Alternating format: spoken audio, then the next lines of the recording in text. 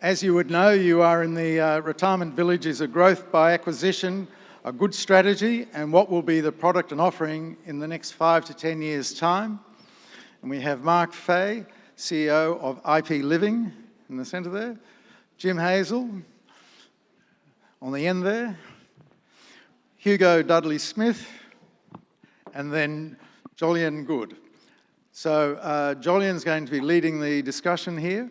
But we have you will have seen from the CVs in each of the publications who our people are here. So we have both Mark and Jim are acquiring villages at the moment. Hugo is an advisor to people who are acquiring and selling both villages and aged care and all things in between. And Jolyon is the most valuable person to all of them because he makes old ILUs look fabulous. And is the man on speed dial if you want something, if you want your older retirement village brought up to brand spanking new. So Jolyon, over to you. Thanks, Chris.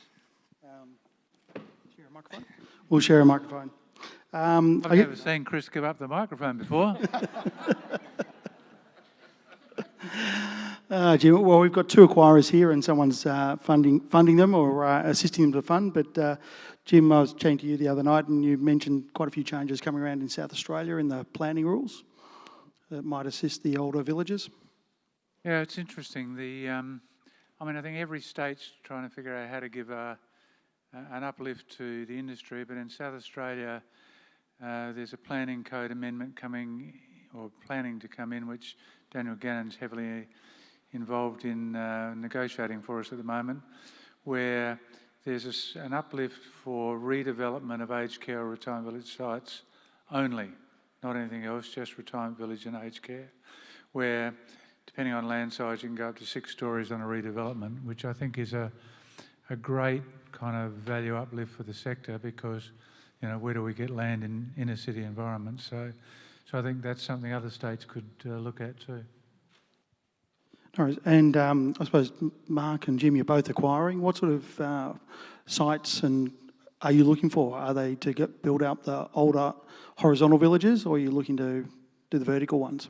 I'm interested in Mark's comment because he wouldn't tell me the other day because he's competing. All of the above. No, seriously, there's two things we look for at any village, is the characteristics of the asset and the location. It has to be right for the market. And that leads us to looking at older villages in established suburbs that have that infrastructure-like characteristic that are going to do really well, even if they're old. And we'll also look at new villages too. So, our strategy is to build a diversified portfolio with a mix of ages and serving all customer cohorts. So, we work the pipeline, we work the network and find opportunities. Try not to bump up against Jim because he pays too much. And make decisions quickly about what makes sense for us and go from there. Yeah, so Jolyon, we have 4 filters we use. I mean, likewise, we like quote unquote 20-year-old villages because we can get a running yield. But I think for a older village to have another 10 years in it or 20 years in it, the facilities need to be contemporary, i.e. money needs to have been spent on them. It needs to sit in its catchment well in terms of amenity and price. It needs to have a capital replacement fund and it needs to have a care strategy. They're the filters we would use. And Hugo, what sort of investors are looking to buy into these older villages? Well, I guess mostly they're looking to invest in the people that are looking to buy them, and so people backing Jim and Mark in terms of doing them. And if you've got the pedigree that they do, then it's much easier to find capital, and whether it's banks, as equity, whether it's MES, this is a sector, just given the ageing demographics, that people want to support. And the real question is what price you can get it at and whether that's going to be commercial, but there's certainly no shortage of capital. So I think we need to take note of the fact that the Inge family's back with Mark, and Peter sitting over there, who sold I always wanted to meet the person who sold at the top of the market last time, and Peter sold to the second, I think. And the Inge Group are obviously back in the hunt for a second time round. Is this community spirit?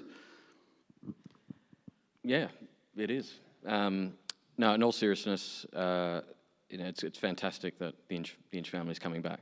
Now, they haven't left, right? They've maintained a presence in the sector, but to expand again is a great sign. And we'll talk more about it in the presentation a little later, but it took the right strategy and capital partner to take that step, which we found in Palisade Impact. So Palisade Impact, an infrastructure fund, so we recognise retirement living as social infrastructure and really commit to that wholeheartedly, and that causes you to run the business a certain way, which is to think long term and to deliver for all stakeholders around the village and around the community.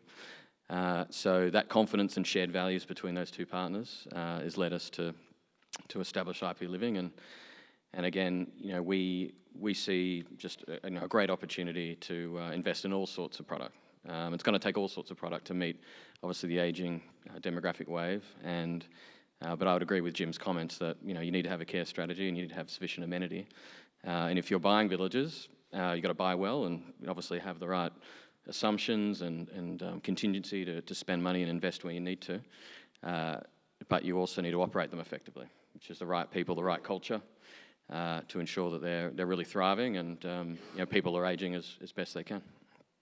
I'll just say that Palisade's a good example of some very high quality capital that has invested in Mark's business that probably wouldn't be normally available for a lot of smaller operators. So they are effectively set up as an infrastructure fund, are now spreading their wings into impact investing, and they have very long-term time horizons in terms of investment periods. So that's a very good indication of the type of money that's following the sector now. Well, Aveo and Lendlease are selling down their investments. Superannuation funds, Australians are the biggest in the world. Are they helping to support the retirement villages? Are they putting their money? They are indeed. I mean, Aware has two investments, one in Keaton and one in Oak Tree. So they are very deep into the sector. The real question will be is how, and they are a pension fund, a superannuation fund that tends to be more conservative in terms of their investment approach. So I think one of the interesting things, I'll probably talk about it later, is how funds like that actually deal with care coming into the retirement village, and particularly if that care is being provided in a principal basis, because it certainly increases the risk profile of that investment for them. Can I ask Hugo a question? So back in the sort of early mid-2000s, some of the industry funds had bad experiences, or what they considered to be bad experiences, with village investments where they paid too much. Is that impacting on us today? That is a very good question, and it's amazing how long a term memory people have when something's gone badly, particularly if that individual has been embarrassed by that outcome.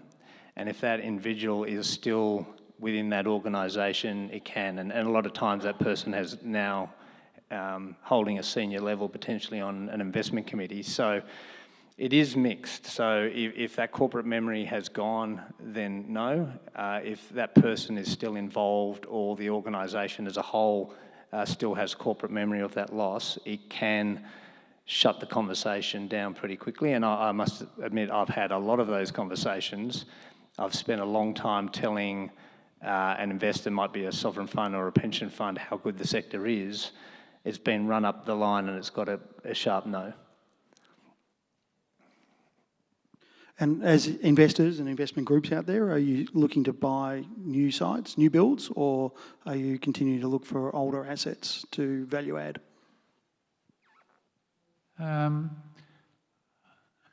Well, development's really quite hard to fund, no matter who you're looking at in this sector, because we can't do pre-sales. So you've got to hand it to people like Aaron, with Odyssey, that managed to fund those multi-storey developments without pre-sales. So development is very hard. So I think, and is a different thing. But I mean, I think one of the important things I'm seeing, and I think we've been touching on it, is these are long-term assets, and finally seeing long-term capital come to the sector, like you guys with Pinnacle.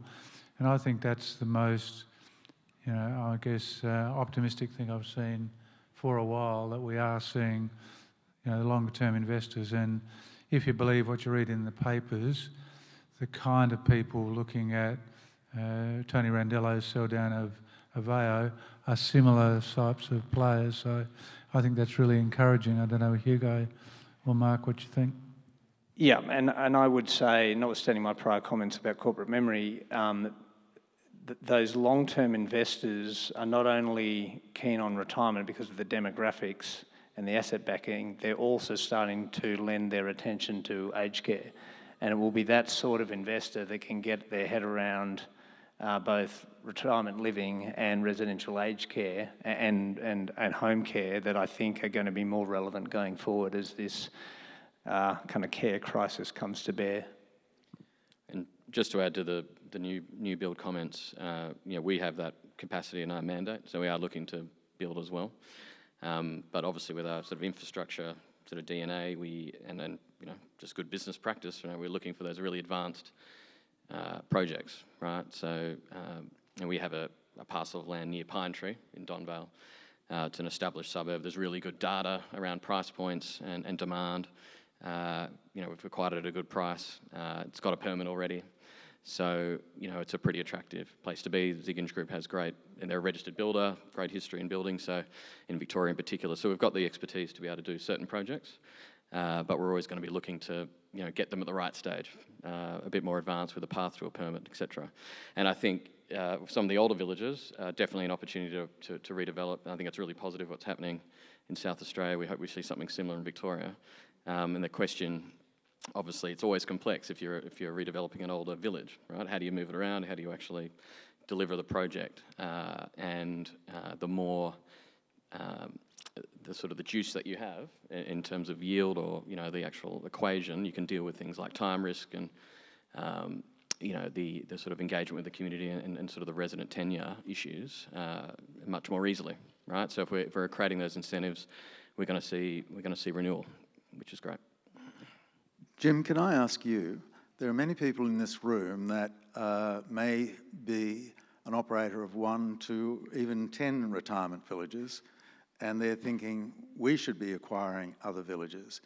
Is it a good idea for call him a small to medium operator of retirement villages to go out and acquire, or is it a dangerous thing to do given what they're taking on?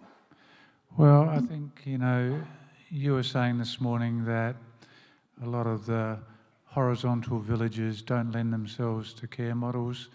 You put up the example of the village that was 500 metres from community centre to a house.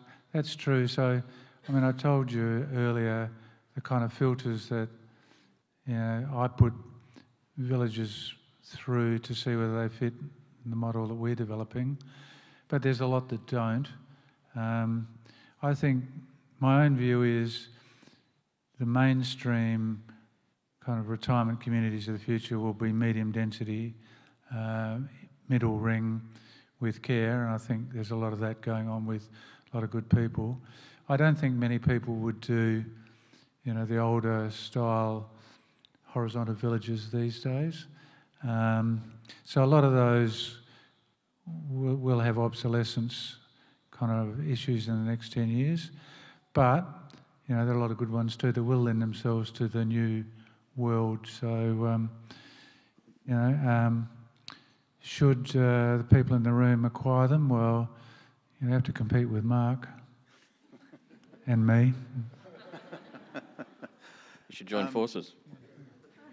If I could ask Jolyon you the question, you're at the coalface every day in 3 different states, having to renovate older villages.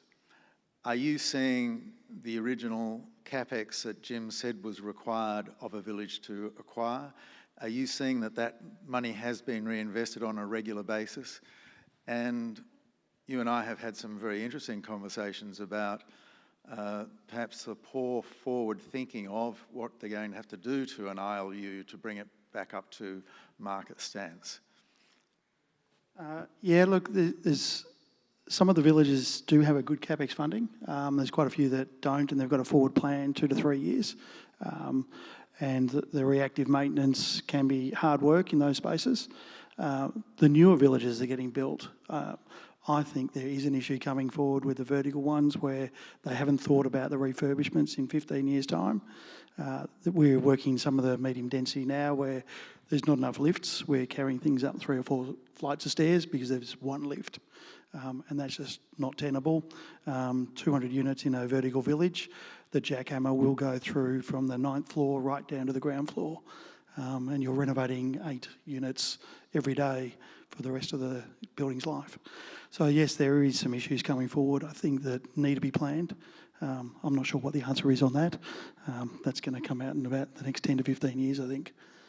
But yes, as far as renovations go, it is it's hard finding good contractors and good staff that want to work in the active villages. There's no doubt about it. That's the hardest thing that we struggle with.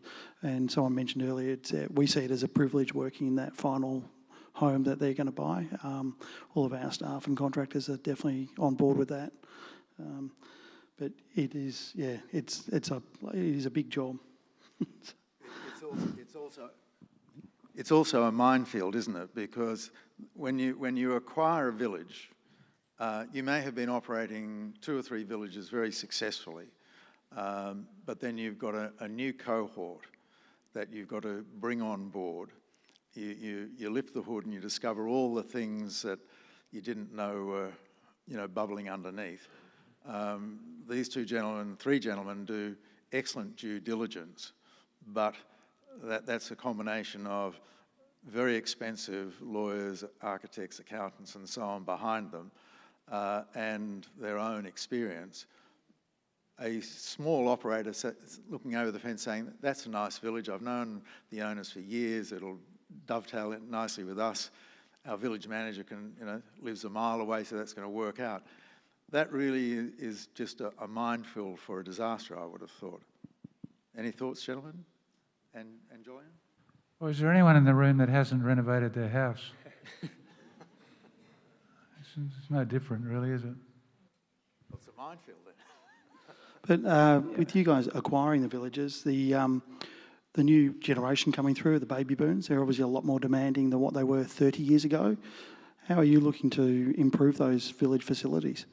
Well, it was interesting. I was listening to Chris and looking at some of his graphs, and the number of times at these conferences we've said the baby boomers are coming, and had presentations that said the baby boomers are coming. The oldest baby boomers, I think, are 79. So we've had a few, Alok, haven't we, come into our village? And the one thing we've noticed, already is they're quite happy to bang the table and say, this is what we want and we'll pay. So I think we're seeing evidence that they will. So it comes back to, if you're going to retrofit or kind of bring a village up to speed for 2023, it's got to sit as to price and amenity within its catchment. Otherwise, you're wasting your time. So you've got to, even with renovations, make for the boomers what they want. And so far, we're seeing that that's fine. Yeah, I'd agree with that. I think, again, it's a big market. There's different segments. You just got to be really clear what you're buying and, what market it's addressing and optimise it within that envelope. So completely agree with Jim's comments that you really got to understand where pricing can go, where's the ceiling, where's it make sense to spend the money, make sense to stop spending the money, and really know your community as well. And Chris, you mentioned the minefield. You've got to be able to buy well and assess well and be experienced, but then you've got to actually operate really effectively, and that means transitioning really well, being on the ground, winning that trust, winning that confidence of staff and the resident group, to have an ability to operate effectively. You want to build that goodwill. So it's just so important that you're building your business at the same time you're expanding your portfolio. One has to follow the other, and it's a lot of hard work. But it can be done. But you got to work hard and tick the boxes. A lot of these older villages are in great locations, especially up and down the New South Wales coast. Is there an appetite for you to move out of Victoria, Mark, and head up further? Yes, at some point. So we're in Victoria now. We've got 3 existing villages, all very different, which goes to our diversified strategy. We're about to acquire a 4th, which is great. And I think it's interesting. We've acquired from a large corporate group in Aveo. We've acquired from family offices, and we're about to acquire from a not-for-profit. So, which they're all been good experiences, but different, as you would imagine. For the right opportunity, we absolutely want to expand into state, but we're looking for a sufficient scale, and the right team. It's much easier when you can drop in and check in on the manager and see what's really happening in the community. When you're a few hours away, it's a bit harder, right? It goes to risk and goes to people and goes to culture. So, we need to be really sure about it when we do. But I'd say in the next 18 months, I suspect we will. Joel, I thought you said moving up and down the coast. So I don't want to run into my old colleagues from the land lease community because I think their product's going to be a bit hard to beat in those locations. And for all those here that are thinking about divesting in the next couple of years, is there anything they should be looking to do to tidy up their backyard before you come looking? How do you mean? Have you got any advice for them to make them look more appetizing? The land lease guys, well, I'm the wrong guy to give advice on land lease, having just spent 12 years at Ingenia, so ask Mark. Yeah, we're quite conscious about where the delineation is between land lease market and where the RV market sort of begins, and we're typically looking at more established suburbs with higher land values that have that infrastructure character. So not competing head on with land lease. So yeah, it's just a market analysis. We're not sort of looking at land lease itself as a model for now.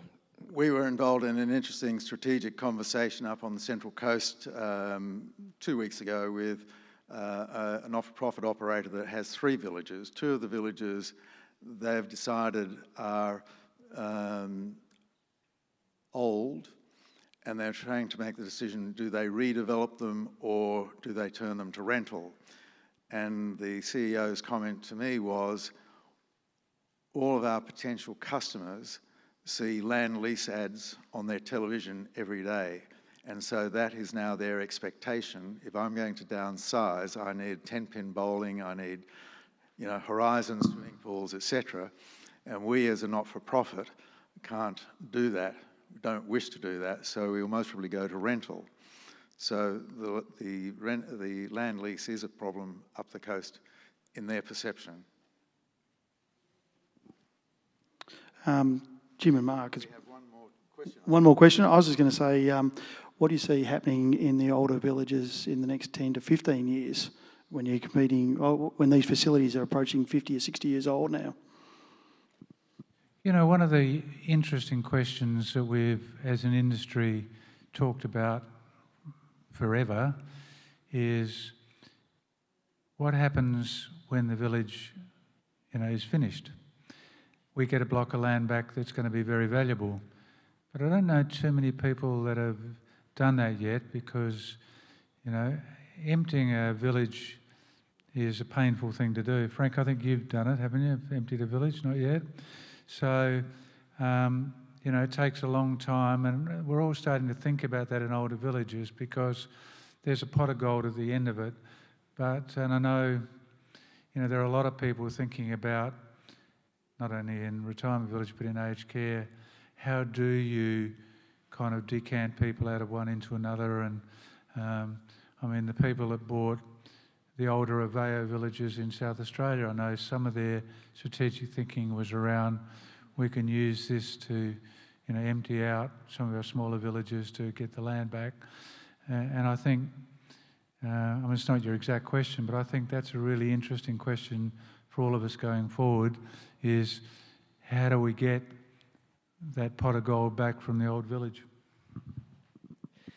It's complicated, right? It's really complicated. It's site specific. Going to be impacted by legislation and regulation, and yeah, it's really hard to talk about it without a particular example. But I think generally speaking, you're going to have, you know, for now we've bought Pine Tree. We're about to buy another village that's 40 years. You know, Pine Tree, we're seeing 10% price growth already. There a lot of demand. You know, the refurbishments are going, you know, exceptionally well. You cannot get a villa in a village like this now, right, in terms of the garden to unit ratio. So it's really quite attractive. It's been built well, original Inge build, so high quality. But at some point it will make sense. You're buying everything back, Peter. It'll make sense to redevelop at some point, but you know, you'll be judging that as is case, right, in terms of how it's performing and the occupancy and the return. And at some point it'll justify, yeah, trying to solve the complexity, but the complexity is very hard. So is that the Peter Inge model? You sell for 2x and buy back for X? No comment. That's a pretty good spot to finish it up, I think. We're right on time, Chris. And thanks, Jim, Mark and Hugo for coming up. Pleasure. Thank you.